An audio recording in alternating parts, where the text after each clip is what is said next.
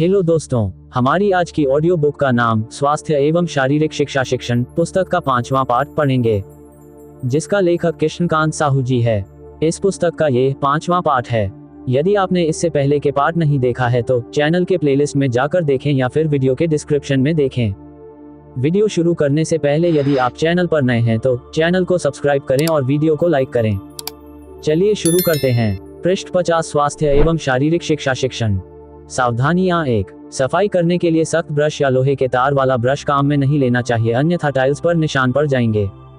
सार्वजनिक स्वास्थ्य में प्रमुख आवश्यकता यह है कि समुदाय में स्वास्थ्यप्रद वातावरण बना रहे। इसके लिए समुदाय में वायु, जल, भूमि एवं सार्वजनिक स्थानों की स्वच्छता व शुद्धता का ध्यान रखा जाना चाहिए। सामुदायिक स्वास्थ्य व शुद्ध पर्यावरण के लिए स्थानीय परिवेश में स्वास्थ्य शिक्षा की प्रभावी योजना एवं उसकी क्रियान्विति के साथ समाज के युवाओं की सक्रिय भागीदारी भी आवश्यक है। युवा वर्ग में श्रम के प्रति निष्ठा व सकारात्मक सोच हो। वृक्षों का आत्मीयता के साथ रोपण तथा संरक्षण किया जाए। पर्यावरण की चर्चा में प्रकृति एवं विज्ञान की प्रगति संबंधी जानकारी विशेष महत्व रखती है। विज्ञान की प्रगति के कारण मानव प्रकृति से दूर होता जा रहा है। मानव प्रकृति से जितना दूर होगा उतना ही अनुशासनहीन होता जाएगा। आज पर्यावरण में आए हुए प्रदूषण को समझने के लिए हमें स्वयं को समझना आवश्यक है। हमें उन परिस्थितियों को समझना होगा जिनमें हम रह रहे हैं। मानव में सभी चेतन अचेतन प्राणियों के प्रति संवेदनशीलता होनी चाहिए। इसलिए स्वस्थ पर्यावरण के लिए स्थानीय परिवेश में स्वास्थ्य शिक्षा की प्रभावी योजना एवं उसकी क्रियान्विति होना आवश्यक है। इसकी मुख्य बातें इस प्रकार हैं। 1. स्वास्थ्यप्रद एवं नियमित दिनचर्या, श्रम के प्रति निष्ठा। 2. स्वास्थ्य क्लब एवं 3. 4. स्वस्थ पर्यावरण। 1. स्वास्थ्यप्रद एवं नियमित दिनचर्या बालकों, उनके अध्यापकों व अभिभावकों सहित समुदाय के सभी लोगों द्वारा स्वास्थ्यप्रद एवं नियमित दिनचर्या से जीवन जीना पूरे समुदाय को स्वस्थ बनाने के लिए आवश्यक है। ये स्वास्थ्य शिक्षा का मूल आधार है। इसके बारे में ध्यान रखने योग्य आवश्यक बातें इस प्रकार हैं। रात्रि में जल्दी सोना एवं प्रातः काल जल्दी उठना। नित्य नियमित रूप से मुंह, नाक व दांतों की सफाई करना। नित्य शौच क्रिया के पश्चात स्नान करना। पृष्ठ 51 स्वास्थ्य एवं शारीरिक शिक्षा शिक्षण। प्रातः काल एवं सांय काल खेलना, व्यायाम करना तथा सैर करना। प्रतिदिन निर्धारित समय चर अध्ययन करना व घर के काम करना। नियत समय पर सुपाच्य एवं संतुलित भोजन करना। सदैव प्रसन्न एवं तनाव मुक्त रहना। ग्रेटर दैन छोटों से स्नेह एवं बड़ों का सम्मान करना। 2. श्रम के प्रति निष्ठा, समुदाय के सभी व्यक्तियों को श्रम के प्रति निष्ठा व सकारात्मक सोच रखनी चाहिए। ऐसा नियमित आदत डालने व अच्छे संस्कारों से प्राप्त हो सकता है। बालकों में प्रारंभ से ही स्वयं के कार्य स्वयं के द्वारा करने की आदत डालनी चाहिए। यही आदत कालांतर में उनमें श्रम के प्रति निष्ठा पैदा करती है। किशोरावस्था में प्रवेश करने के साथ साथ ही बालक बालिकाओं को अपने कपड़े धोना, जूतों की पॉलिश करना, शहर के कामकाज में हाथ बटाने के प्रति जागरूक करना चाहिए। बालकों को अपने कार्य के लिए अपने बड़ों पर आश्रित नहीं रहना चाहिए। प्रायः परिवार में लड़कियां तो घर के कामकाज में अपनी माँ, बहन आदि की मदद करती हैं, किंतु लड़के अपने पिता व भाई के पैतृक कार्यों में मदद नहीं करते। परिणामस्वरूप वे श्रम के प्रति उदासीन हो जाते हैं। इसके लिए बालकों को इन बातों को करने के प्रति प्रेरित करना चाहिए। रोजाना स्नान करने के बाद अपने कपड़े स्वयं धोना। अपने अध्ययन कक्ष की सफाई स्वयं करना। घर परिवार के आवश्यक कार्यों को करने में बड़ों का हाथ बटाना। ग्रेटर दैन अपने बड़ों व गुरुजनों के द्वारा बताए गए कार्य को उत्साहपूर्वक करना। अपने सहपाठियों की उनके कार्य में सहायता करना। ग्रेटर दैन अपनी गली मोहल्ले को स्वच्छ रखने हेतु सार्वजनिक स्वच्छता में सहयोग करना। ग्रेटर दैन विद्यालय भवन व परिसर की सफाई में उत्साहपूर्वक भाग लेकर सहयोग करना। NCC, स्काउटिंग, NSS आदि की गतिविधियों में सक्रिय भागीदारी लेना। 3. स्वास्थ्य क्लब बालक बालिकाओं को स्वास्थ्य के प्रति जागरूक बनाए रखने, युवा वर्ग को। पृष्ठ 52 स्वास्थ्य एवं शारीरिक शिक्षण। स्वास्थ्य रक्षक कार्यक्रमों में सक्रिय बनाने तथा समुदाय के प्रौढ़ व्यक्तियों का इन कार्यों में संरक्षण प्राप्त करने के लिए एक सक्रिय मंच की आवश्यकता होती है। इस उद्देश्य की पूर्ति के लिए गांव, शहर की गली व मोहल्ले के स्तर पर स्वास्थ्य क्लब की संकल्पना सहायक हो सकती है। विद्यालय के स्वास्थ्य से संबंधित मामलों में शिक्षकों के निर्देशन में विद्यालय के बालक बालिकाएं, गांव व शहर की गली मोहल्ले के उत्साही युवक युवतियां संगठित होकर स्वास्थ्य संवर्धन के लिए स्वास्थ्य क्लब का संचालन कर सकते हैं। इस क्रम में ध्यान रखने योग्य बातें इस प्रकार है। स्वास्थ्य क्लब समुदाय के संरक्षण में संचालित हो, जिससे अनावश्यक विवादों से बचाव होगा। ग्रेटर दैन विद्यालय के स्वास्थ्य शिक्षा से संबंधित शिक्षक एवं अन्य रुचिशील शिक्षकों का सक्रिय निर्देशन हो, जिससे निरंतर गतिविधियां जारी रह सकेंगी। ग्रेटर दैन आयु लिंग के अनुसार क्लब की गतिविधियां भिन्न भिन्न स्थानों एवं समय पर आयोजित हों। ग्रेटर दैन गतिविधियों में खेलकूद, व्यायाम, योगासन, मनोरंजनात्मक कार्यक्रम, साहित्यिक, सांस्कृतिक कार्यक्रम रखे जा सकते हैं। ग्रेटर दैन क्लब की सदस्यता हेतु स्थानीय स्तर पर नियम उपनियम बनाए जाकर अनुशासित ढंग से संचालन हो। ग्रेटर दैन किशोरी बालिकाओं एवं युवतियों के लिए समुदाय की महिलाओं का संरक्षण एवं स्थानीय स्तर पर नियम उपनियम बनाए जाकर अनुशासित ढंग से संचालन हो। ग्रेटर दैन सक्रियता के आधार पर नेहरू युवा केंद्र, सहकारी संस्थाएं, विभिन्न सामाजिक संगठन, स्वयंसेवी संस्थाओं से भी संबद्धता प्राप्त की जा सकती है। ये क्लब अपने आप में सक्रिय स्वयंसेवी संस्था का रूप ले सकता है। 4. स्वस्थ पर्यावरण समुदाय में पर्यावरण के प्रति चेतना विकसित करना आवश्यक है। इसके अंतर्गत वन्य जीवों का संरक्षण, वृक्षों का संरक्षण एवं वृक्षारोपण के साथ साथ गांव के गोचर, जंगल आदि सभी के प्रति संवेदनशील होने की आवश्यकता है। इसे पर्यावरण संरक्षण भी कहते हैं। प्रारंभ में इस दिशा में चेतना शेर, चीते, गैंडे, मगरमच्छ, विशिष्ट प्रकार की चचिड़िया आदि को बचाने के प्रयासों की ओर ही रही। ये सोच सीमित थी। पृष्ठ 53, स्वास्थ्य एवं शारीरिक शिक्षा शिक्षण। 5वें दशक के बाद 1962 में रेशेल कार्सन की पुस्तक साइलेंट स्प्रिंग के प्रकाशन के बाद स्वस्थ पर्यावरण के रूप में प्रदूषण निवारण प्रमुख मुद्दा बना। इसके अंतर्गत जल प्रदूषण, वायु प्रदूषण एवं ध्वनि प्रदूषण से बचाव के प्रति जागरूकता बढ़ी तथा रासायनिक पदार्थों के कम से कम प्रयोग पर जोर दिया जाने लगा। औद्योगिक विकास के कारण हुई पर्यावरणीय क्षति के कारण विकास की आंधी को रोकने की मुहिम 1972 में प्रारंभ हुई। इसी वर्ष अंतर्राष्ट्रीय स्तर पर स्टॉकहोम, स्वीडन में पहला पर्यावरण सम्मेलन आयोजित हुआ। वायु, जल और ध्वनि प्रदूषण से बचाव वायु विश्व स्वास्थ्य संगठन ने 1968 में पर्यावरण प्रदूषण में शोध नामक दस्तावेज जारी किया। तदनुसार वायु प्रदूषण रोकने के निम्न उपाय बताए गए। निरोधक, वायु प्रदूषित करने वाले जहरीले तत्वों को वायु में छोड़ने से रोकना आवश्यक है। इस हेतु अभियांत्रिकी तरीकों से विशिष्ट संयंत्र लगाकर नियंत्रित किया जा सकता है। प्रतिस्थापना, प्रदूषण फैलाने वाले उत्पाद एवं प्रयुक्त प्रक्रिया को बदल देना चाहिए, जैसे कोयले के स्थान पर प्राकृतिक गैस या बिजली का प्रयोग किया जा सकता है। हल्का करना, सघन वृक्षारोपण को द्वारा वायु के प्रदूषण युक्त तत्वों से हल्का किया जा सकता है। औद्योगिक एवं आवासीय क्षेत्रों के बीच हरित पट्टी बनाना लाभकारी होगा। दंड विधान, प्रदूषण फैलाने पर दंड का प्रावधान सख्ती से लागू किया जाना चाहिए। सार्वजनिक स्थानों पर धूम्रपान निषेध हो। वाहनों के रख रखाव की जांच लगातार की जाती रहनी चाहिए। ओजोन परत का प्रभाव, वायु में मुख्यतः नाइट्रोजन एवं ऑक्सीजन होती है। कुछ अन्य गैसें कार्बन डाइऑक्साइड, हाइड्रोजन व ओजोन शामिल होती हैं। निचले स्तर पर वायु में थोड़ी मात्रा में ओजोन होती है, परंतु पृथ्वी से 24 की मी ऊपर ओजोन की एक पतली परत होती है जो सूर्य से आने वाली पराबैंगनी किरणों को रोकती है। यदि ये किरणें धरती पर पहुंच जाएं तो समस्त प्राणी एवं पौधे समाप्त हो जाएंगे। ओजोन परत बहुत तेजी से नष्ट हो रही है। इसके प्रमुख कारण निम्न है। Greater than refrigerator, air conditioner, aerosol spray आदि में क्लोरोफ्लोरोकार्बन गैसों का अत्यधिक उपयोग ओजोन परत को नष्ट करने का प्रमुख कारण है। पृष्ठ 54, स्वास्थ्य एवं शारीरिक शिक्षा शिक्षण। क्लोरीन और अन्य गैसें पर्यावरण में मिलकर ओजोन परत में छेद करने में सक्रिय हो रही हैं। ग्रेटर दैन उपग्रहों ने पहले ही उत्तरी ध्रुव पर ओजोन परत में बड़े छेद कर दिए हैं। यदि ओजोन परत पूर्ण रूप से नष्ट हो जाती है तो पृथ्वी के प्राणियों की आंखों का आकार छोटा, नाक का आकार बड़ा और लंबाई कम हो जाएगी। सृष्टि नष्ट हो सकती है। बदलाव, ग्रेटर दैन क्लोरोफ्लोरोकार्बन गैसों का उत्पादन पूर्णतया बंद करना होगा। पर्यावरण संतुलन बनाए रखना होगा। प्रकृति के साथ छेड़छाड़ बंद करनी होगी। जल प्रदूषण को व्यक्तिगत, सामाजिक और सरकारी स्तर पर निम्न उपायों द्वारा रोका जा सकता है। अपशिष्ट जल का शोधन, ग्रेटर दैन आबादी के पास बने तालाबों में पशुओं को नहलाना, कूड़ा डालना, नहाना, धोना आदि पर रोक लगाई जावे ताकि आवश्यकता पड़ने पर इस पानी को पीने योग्य बनाकर उपयोग किया जा सके। पानी की सार्वजनिक टंकी, हैंडपंप आदि के पास कीचड़ नहीं हो। कुओं को ढक कर रखें तथा समीप में वृक्ष नहीं हो। कुओं, तालाबों से पानी निकासी हेतु गंदी बाल्टी, रस्सी का प्रयोग नहीं हो। जल वितरण एवं सीवरेज प्रणाली पास नहीं हो। सीवरेज के पानी को जल लोट में छोड़ने से पूर्व उचित प्रणाली से जल शोधन किया जाए। औद्योगिक संस्थानों के अपशिष्ट जल में तेल, ग्रीस, वसा, अम्ल एवं विभिन्न धातुएं मिली होती हैं। इसका रासायनिक शोधन करके कृषि कार्यों, सब्जी उत्पादन में उपयोग किया जाए। जनसंख्या नियंत्रण शिक्षित करना, ग्रेटर दैन जनसंख्या वृद्धि को नियंत्रित करने के उपाय काम में लिए जाएं। ग्रेटर दैन सामाजिक संगठनों, समाचार पत्रों व मीडिया के विभिन्न साधनों का। पृष्ठ 55, स्वास्थ्य एवं शारीरिक शिक्षा शिक्षण। सकारात्मक उपयोग कर आम जन को इस ओर शिक्षित किया जाए। विद्यार्थी स्तर पर NCCNSS स्काउटिंग, गाइडिंग प्रवृत्तियों के माध्यम से आम नागरिक को जनसंख्या नियंत्रण के प्रति जागरूक किया जाए।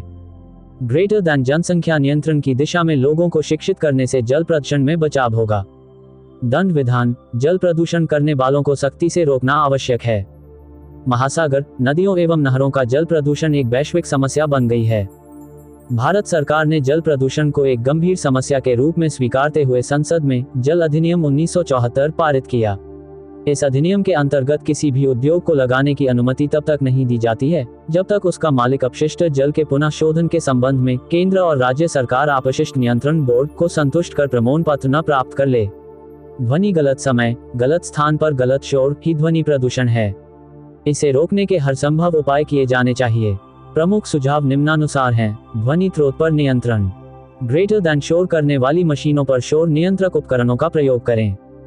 ग्रेटर दैन आबादी क्षेत्र में शोर करने वाली मशीनों को चलाने की अनुमति नहीं दी जाए। लाउड स्पीकर, वाहनों के असमय हॉर्न बजाने, असमय धमाके, पटाखों पर रोक लगाई जाए। आवारा कुत्तों का भौंकना, स्कूटर के साइलेंसर का टूटना, वाहनों का अनावश्यक शोर करना भी रोका जाना चाहिए। Greater than railway line, highway, motor workshop, औद्योगिक फैक्ट्रियां आदि बस्ती से दूर होनी चाहिए। कानों में डाट, मफ एवं हेलमेट पहनने से प्रदूषण से बचा जा सकता है। जन जागृति, जनसाधारण में सामान्य जागृति सभी तरह के प्रदूषण के न्यून होने एवं बचाव का शक्तिशाली माध्यम है। दंड विधान, भारतीय दंड संहिता की धारा 268 के अंतर्गत ध्वनि प्रदूषण करना आपराधिक मामला है एवं दंडनीय है। पृष्ठ 56, स्वास्थ्य एवं शारीरिक शिक्षा शिक्षण। स्वस्थ पर्यावरण बनाए रखने हेतु स्थानीय स्तर पर निम्न बातों का ध्यान रखना चाहिए। ग्रेटर दैन स्थानीय परिवेश को गंदगी से बचाएं। स्थानीय जल स्रोत स्वच्छ रहें। ग्रेटर दैन हरे वृक्षों की कटाई निषेध हो। ग्रेटर दैन नए वृक्ष लगाएं एवं संरक्षण करें। ग्रेटर दैन गौआओं के परिवेश में गोचर भूमि, पशुओं के चारे पानी के लिए सुरक्षित रखें। ग्रेटर दैन जानवरों का शिकार निषेध हो। ग्रेटर दैन डीजल पेट्रोल वाहनों का न्यूनतम प्रयोग हो। समुदाय की जागरूकता का श्री गणेश विद्यालय के बालक बालिकाओं के माध्यम से किया जा सकता है।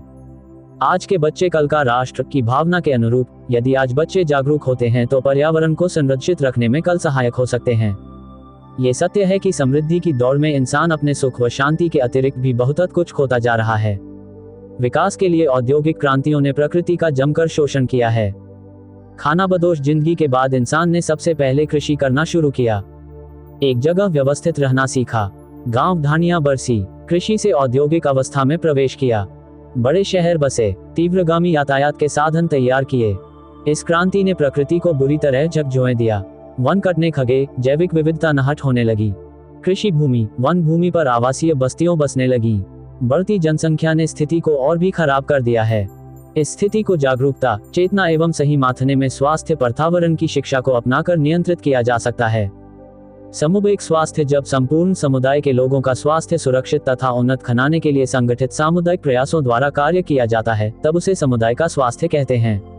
समुदाय का स्वास्थ्य, ये दो शब्दों के मेल से बना है, समुदाय और स्वास्थ्य। अतः इस दिशा में कार्य करने के लिए समुदाय और स्वास्थ्य दोनों के संबंध में अलग अलग विशद ज्ञान प्राप्त करना आवश्यक है। इसमें समुदाय को स्वास्थ्य संबंधी सभी बातों की जानकारी देना आवश्यक है, जैसे जीवशास्त्र, रसायन शास्त्र, भौतिक और। पृष्ठ 57, स्वास्थ्य एवं शारीरिक शिक्षा शिक्षण। औषधि शास्त्र। उन्हें यह भी सिखाया जाता है कि कब, क्या, कैसे और कितना खाना, पीना, सोना, जागना चाहिए अथवा कीड़ा प्रतिरोधक दवा से कौन सी बीमारी रोकी जा सकती है, अथवा मच्छरों को क्यों, कैसे, किस प्रकार से मारा जा सकता है। केवल इन बातों का ज्ञान ही समुदाय संबंधी ज्ञान नहीं है, उन्हें समाज का ज्ञान भी होना चाहिए, तभी समुदाय स्वास्थ्य सेवा का कार्यक्रम पूर्ण रूप से सफल हो सकता है।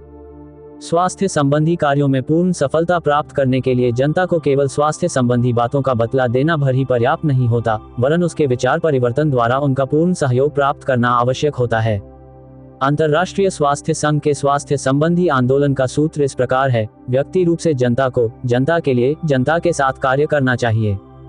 इसका अभिप्राय है कि स्वास्थ्य संबंधी जो कार्य किए जाएं, जनता जाने, समझे और ऐसे कार्यक्रमों के प्रति केवल अपनी सहानुभूति या अनुमोदन ही नहीं व्यक्त करे, बल्कि ऐसे वातावरण का निर्माण हो जिसमें जनता स्वयं उन कार्यों के सफल संपादन के लिए प्रयत्नशील हो। डॉक्टर लक्ष्मीकांत के अनुसार समुदाय के स्वास्थ्य संबंधी कार्यों के लिए निम्नलिखित 3 बातों का होना अति आवश्यक है। कार्यक्रम की योजना। निश्चित योजना के अनुसार व्यवस्थित रूप से कार्य संपादन। कार्यों का मूल्यांकन। यह आवश्यक नहीं है कि एक ही योजना एवं कार्यक्रम सभी जगह समान रूप से काम में लाया जाए। विभिन्न क्षेत्रों और विभिन्न वर्गों के लिए विभिन्न रूप से व्यवस्था करना बहुत अधिक उपयोगी होता है, क्योंकि समुदाय का कोई निश्चित स्तर नहीं होता और न ही उनकी विचारधाराएं एक सी होती हैं। अतः समुदाय की प्रवृत्तियों एवं आवश्यकता के अनुकूल कार्यक्रम की योजना बनाने से ही उसका पूर्ण सहयोग प्राप्त किया जा सकता है। ध्यान रखना चाहिए कि समुदाय के स्वास्थ्य संबंधी कोई योजना बनानी चाहिए। इसलिए विंसले साहब ने सामुदायिक स्वास्थ्य को विज्ञान और कला दोनों कहा है। Public health science and art. स्वास्थ्य के लिए वोचित आते 1 प्रातः रहा मुहूर्त, सूर्योदय से 2.5 घंटे पूर्व या 4 बजे उठ जाना चाहिए। 2 प्रातः उठकर लघुशन का पेशाब करके हाथ पैर धोकर ताज़ा जल पीना चाहिए। 3 कुछ काल बैठकर ईश्वर का ध्यान, महापुरुषों का स्मरण और भूमाता की वंदना करनी चाहिए। पृष्ठ 58। स्वास्थ्य एवं शारीरिक शिक्षा शिक्षण। 4 प्रातः शौच से निवृत्त होकर दंतर्मंजन करना चाहिए और ताज़ा जल से आँखों पर छपाके देना चाहिए। 5 प्रातः काल ओस की बूंदों से भीगी हरी घास पर नंगे पांव टहलना चाहिए। 6 शरीर की शक्ति के अनुसार व्यायाम करना चाहिए। 7 प्रतिदिन नियमित रूप से ताज़ा या उंडे जल से स्नान करना चाहिए। स्नान के बाद शरीर को तौलिए से पूरी तरह सुखाकर खूब रगड़ना चाहिए। 9 श्वास सदा नाक से ही लेना और छोड़ना चाहिए। 10 भोजन सदा नियत समय पर, स्वच्छ स्थान में, स्वच्छ पात्र में स्वच्छता के साथ तैयार करके खाना चाहिए। 11 भोजन ऋतु, प्रकृति तथा समय के अनुकूल होना चाहिए और भूख लगने पर ही भोजन करना चाहिए। 12 दिन में मुख्य भोजन केवल 2 बार करना चाहिए। रात्रि का भोजन दिन की अपेक्षा हल्का, सोने से कम 2 घंटे पूर्व लेना चाहिए। 13 भोजन के तुरंत बाद में अधिक जल न पिएं, कुछ देर बाद खूब जल पिएं। 14 पीने का जल स्वच्छ और शीतल होना चाहिए, लेटकर या खड़े होकर पानी नहीं पीना चाहिए। 15 प्रतिदिन 6 से 8 घंटे तक रात्रि विश्राम करना चाहिए। 16 रात को हल्के कपड़े पहनकर सोना चाहिए। सोने से पूर्व पेशाब अवश्य कर लेना चाहिए। हाथ मुंह धोकर सोने से नींद अच्छी आती है। 17 सोते समय मुंह नहीं ढकना चाहिए तथा कमरे में शुद्ध और ताज़ा हवा आने जाने का प्रबंध होना चाहिए। 18 सोते समय सात्विक विचार मन में लाने चाहिए, किसी प्रकार की अश्लील या भद्दी बात की कल्पना भी नहीं करनी चाहिए। 19 नशीले व उत्तेजक पदार्थों का सेवन नहीं करनी चाहिए। 20 किसी भी समय खाली नहीं बैठना चाहिए, क्योंकि निठल्लेपन में शैतान का वास होता है। 21 यात्रा में किसी भी अनजान व्यक्ति से लेकर कुछ भी खाना पीना नहीं चाहिए। 22 चिंता, शोक और मानसिक तनाव से मन को मुक्त रखना चाहिए। पृष्ठ 59। स्वास्थ्य एवं शारीरिक शिक्षा शिक्षण। 23 दूसरे व्यक्ति के वस्त्रों का प्रयोग न करें और न किसी के साथ बिस्तर पर रोएं। 24 बहुत तंग जूते और बहुत तंग कपड़े नहीं पहनने चाहिए, इससे संचार में बाधा उत्पन्न होती है। 25 स्वच्छ और ऋतु के अनुकूल वस्त्र पहनने चाहिए। 25 झुककर या सहारा लेकर नहीं बैठना चाहिए। 27 सप्ताह में कम से कम 1 बार तेल की मालिश अवश्य करनी चाहिए। 28 कम था धुंधली रोशनी में पहने या बारीक सिलाई कढ़ाई का काम करने से आंखों की ज्योति कमजोर हो जाती है। एक अधिक तेज रोशनी या धूप में पड़ने से भी आंखों को हानि पहुंचती है। 29 पढ़ते या लिखते समय पुस्तक पर प्रकाश बाईं ओर से पड़ना चाहिए। 30 आंख से पुस्तक की दूरी 32 सेंटीमीटर के लगभग होनी चाहिए। स्वास्थ्य के लिए अवोचित आदतें। जो आदतें वांछित आदतों से विपरीत हैं, वे ही अवांछित आदतें हैं। कुछ अवांछित आदतें निम्नलिखित हैं। 1 देर से सोना और देर से उठना। 2 शारीरिक स्वच्छता के अभाव में खाना पीना। 3 यहाँ वहाँ थूकना। 4 जब 2 व्यक्ति परस्पर बातचीत कर रहे हों तो बीच में बोलना। 5 बाजार की खुली चीजें लेकर खाना। 6 पुस्तकालय की पुस्तकों या मैगजीन के पृष्ठ फाड़ना। 7 राष्ट्रीय संपत्ति को हानि पहुंचाना या उसमें सहयोग करना। मादक या नशीले पदार्थों का सेवन। 9 नियत समय पर नियत कार्य न करना, विलंब से विद्यालय जाना। 10 शरीर व वस्त्रों की सफाई न करना। ये सभी अवांछित आदतें हैं, इनसे बचना चाहिए। सिगरेट पीने से दानियां, बीड़ी, सिगरेट, तंबाकू इत्यादि आग के संयोग से पी जाने वाली चीजें फेफड़ों को खराब करती हैं। इनके व्यवहार से कंठ और आंखों पर बुरा प्रभाव पड़ता है। तंबाकू में निकोटीन नामक एक जहरीला रसायन होता है जो स्वास्थ्य के लिए हानिकारक होता है। इससे सिरदर्द, सिर में चक्कर अथवा अनिद्र रोग उत्पन्न होता है तथा हाथ कांपना, दम फूलना, हृदय की गति तीव्र होना जैसे विकार। पृष्ठ 60। स्वास्थ्य एवं शारीरिक शिक्षा शिक्षण उत्पन्न हो जाते हैं। बहुत अधिक सिगरेट पीने से मुंह व फेफड़ों के कैंसर भी हो सकते हैं। शराब पीने से हानियां। शराब इंसान को इंसान नहीं रहने देती वरन हैवान बना देती है। ये व्यक्तित्व और बुद्धि को तो नष्ट करती ही है, साथ साथ लीवर, स्नायु और पाचन संस्थानों पर कुप्रभाव डालकर शरीर को भी अशक्त करती है। शराब का अधिक पान करने से श्वास यंत्र दूषित हो जाता है। यह उम्र को कम करती है। सामान्यतः वे व्यक्ति जो अपने को कठिन समस्याओं का सामना करने में असमर्थ समझते हैं, थकवा, उपेक्षित या परित्यक्त होते हैं, या जो शराबियों की कुसंगति में पड़ जाते हैं, शराब पीने लगते हैं। शराब पान व्यक्ति को अचेतन और क्रियाहीन बनाती है। पाचन संस्थान में यह अन्य रसों के साथ हाइड्रोक्लोरिक अम्ल, हाइड्रोक्लोरिक एसिड की मात्रा बढ़ाकर तथा पेप्सिन की मात्रा कम कर पेट में विकार उत्पन्न करता है। आवृत्ति स्वास्थ्य परीक्षा। आवृत्ति स्वास्थ्य परीक्षा से अभिप्राय किसी स्वस्थ व्यक्ति के स्वास्थ्य का कुशल चिकित्सक द्वारा मासिक, त्रैमासिक, अर्धवार्षिक परीक्षण से है, जिससे कि वह ये ज्ञात कर सके कि व्यक्ति विशेष में किसी रोग अथवा शरीर के कार्य संचालन में बाधा उपस्थित होने का प्रमाण तो नहीं है। परीक्षण के समय तथा उसकी पूर्णता का निर्धारण व्यक्ति के सामान्य स्वास्थ्य की दशा से किया जाता है। स्वास्थ्य परीक्षा का उद्देश्य तात्कालिक ही नहीं होता, वरन वह व्यक्ति के आगामी जीवन में किसी न किसी रूप में सहायक सिद्ध होता है। इसलिए आवश्यक है कि जन्म से लेकर समय समय पर होने वाले स्वास्थ्य परीक्षणों का नियमित आलेख किया जाए, ताकि यह जांच किया जा सके कि व्यक्ति बचपन में किन किन रोगों का कब कब शिकार रहा, किन किन चीजों का परीक्षण किया गया तथा कौन कौन से रोगों के निरोधक टीके कब कब लगाए गए। स्वास्थ्य का व्यक्तिगत आलेख रखने के लिए फॉर्म का उपयोग करना चाहिए अथवा परिवार की फाइल में समय समय पर प्राप्त निरीक्षणों की सूचना संकलित करके रखनी चाहिए।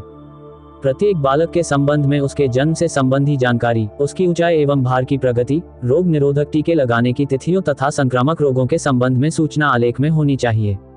चिकित्सक को दिखाने की तिथियां, रोग, ऑपरेशन, औषधियों की प्रतिकूल प्रतिक्रियाओं तथा चिकित्सीय महत्व की अन्य समस्त जानकारी आलेख में अंकित करनी चाहिए। ये जानकारी परिवार के चिकित्सक तथा बच्चों को उनके आगामी जीवन में बड़ी सहायक सिद्ध होती है। स्वास्थ्य एवं शारीरिक शिक्षा शिक्षण पुस्तक का छठा पाठ देखने के लिए चैनल के प्लेलिस्ट में जाकर देखें या फिर वीडियो के डिस्क्रिप्शन में देखें। यदि यह वीडियो आपको पसंद आए तो वीडियो को लाइक करें और चैनल को सब्सक्राइब करें। धन्यवाद।